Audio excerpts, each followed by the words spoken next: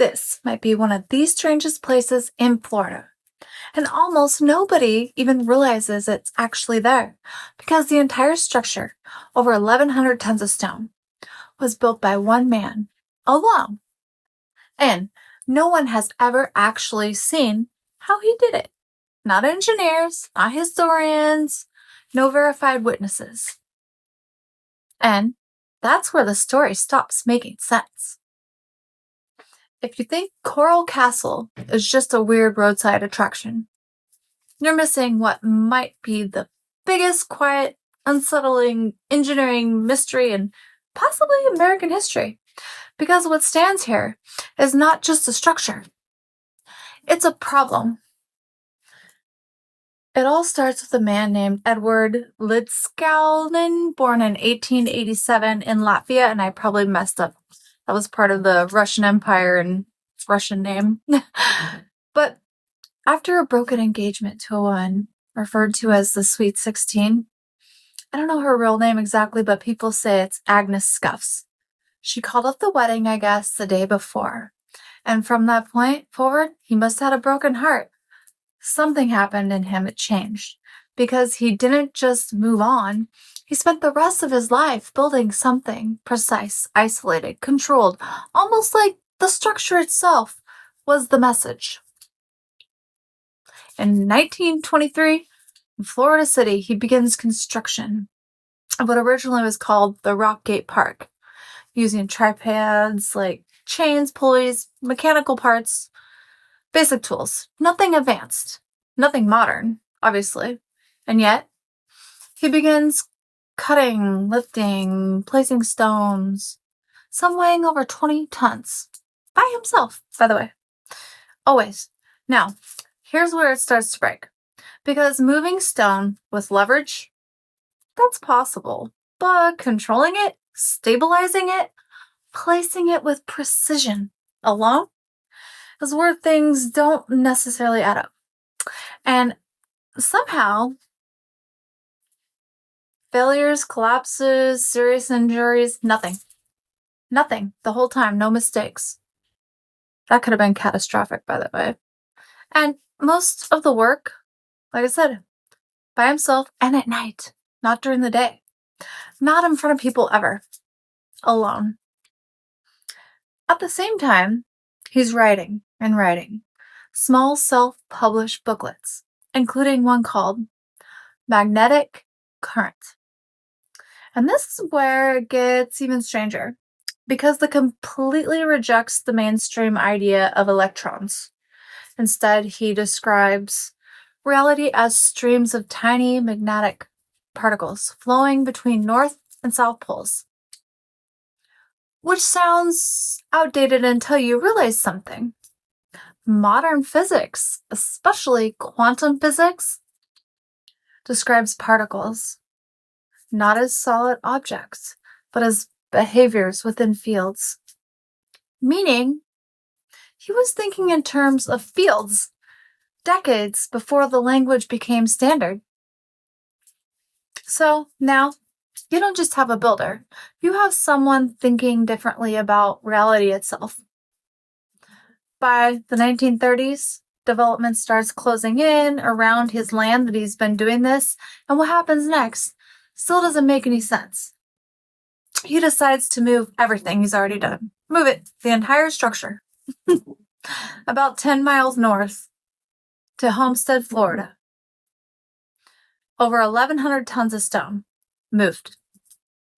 And here's the problem. No one saw how he did it.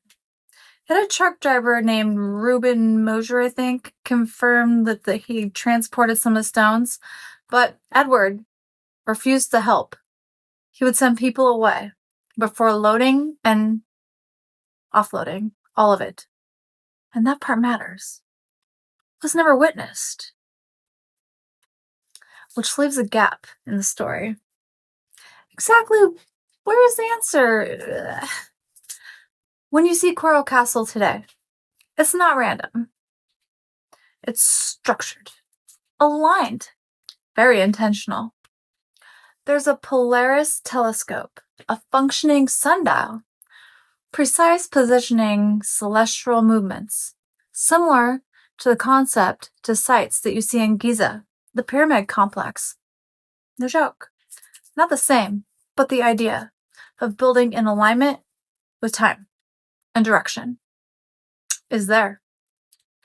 And then there's this gate, a 9-ton stone door that could be opened with one finger, for decades. It moved effortlessly until it broke in, I think it was the 1980s. And when engineers took it apart, they found something unexpected. The central shaft was drilled with near perfect precision. Something that's difficult, even with modern equipment. And yet, he did it alone. Throughout the 1940s, people started visiting it, paying small amounts to enter. I think it was 10 cents. And stories began. People claiming the place feels different, quieter, slightly disorientating, especially at night. Nothing proven, of course, nothing confirmed, but enough to keep the mystery alive. The reality is, most of that feeling comes from your brain trying to process something that shouldn't quite make sense and failing.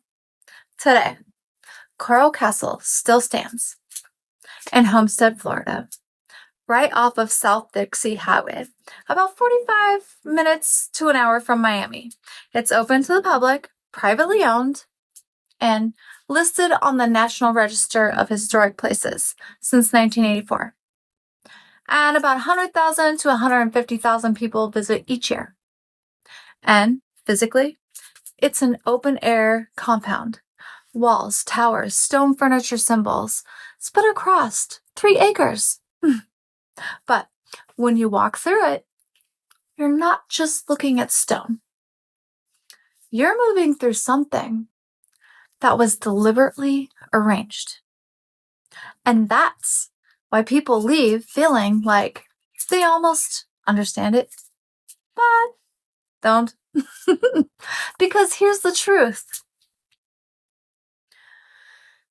There's been no crimes there, no verified supernatural events there, nothing dramatic.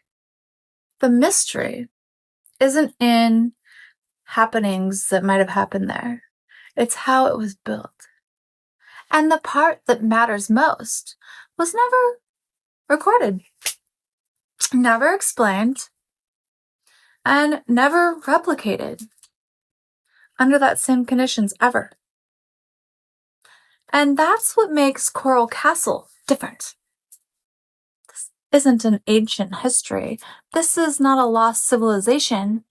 This happened here in Florida less than 100 years ago. We know who built it. We know when. We just don't know how. And maybe we were never supposed to. See you tomorrow.